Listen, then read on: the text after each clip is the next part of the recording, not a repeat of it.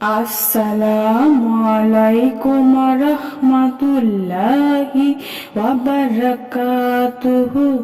সুপ্রিয় সম্মানিত দর্শক শ্রোতা, আশা করি মহান রব্বুল আলামিনের দয়ায় আপনারা সকলেই ভালো আছেন।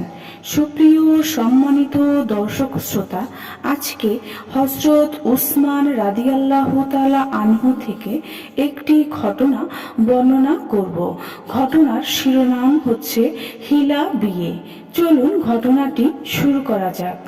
আমিরুল মুমিনিন হযরত উসমান রাদিয়াল্লাহু আনহু কোথাও বের হচ্ছিলেন, সাওয়ারিতে আরোহণ করছেন। এমন সময় এক ব্যক্তি এসে বললেন, আমিরুল মুমিনিন, আপনার সাথে আমার কিছু কথা বলার ছিল। উসমান রাদিয়াল্লাহু আনহু বললেন, এখন আমি ব্যস্ত, তুমি চাইলেও সাওয়ারিতে আমার পেছনে উঠে বসতে পারো। যেতে যেতে তোমার সমস্যার কথা আলোচনা করা যাবে। তখন লোকটি উসমান রাদিয়াল্লাহু আনহুর পেছনে চড়ে বসলেন।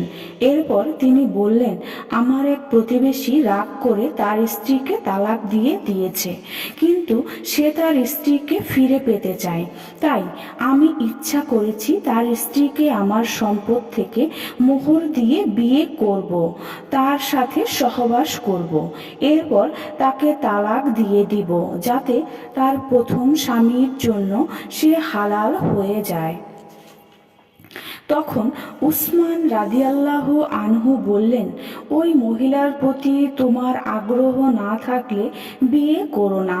অর্থাৎ উসমান রাদিয়াল্লাহু আনহু এটি বুঝিয়েছেন যে তুমি যদি ওই মহিলার প্রথম স্বামীর জন্য তাকে হালাল করার উদ্দেশ্যে বিয়ে করতে চাও, তাহলে বিয়ে করো না। কেননা প্রথম স্বামীর জন্য কোনো নারীকে বিয়ে নামের হিল্লা করা শরীয়তে নিষেধ, এটা জায়েজ নেই। রাসূল সাল্লাল্লাহু আলাইহি ওয়াসাল্লাম এমন ব্যক্তির জন্য লানত করেছেন। তবে হ্যাঁ, বাস্তবেই যদি তুমি ওই নারীর প্রতি দুর্বল থাকো, তাকে কাছে পেতে চাও, তাকে নিয়ে সংসার করতে চাও, তাহলে তাকে বিয়ে করো। সুপ্রিয় সম্মানিত দর্শক ও শ্রোতা, আজকের ঘটনাটি এই পর্যন্তই। ঘটনাটি যদি ভালো লেগে থাকে অবশ্যই চ্যানেলটি সাবস্ক্রাইব করবেন, লাইক করবেন, কমেন্ট করবেন এবং বেশি বেশি শেয়ার করে দিবেন। সবাই ভালো থাকবেন। আল্লাহ হাফেজ।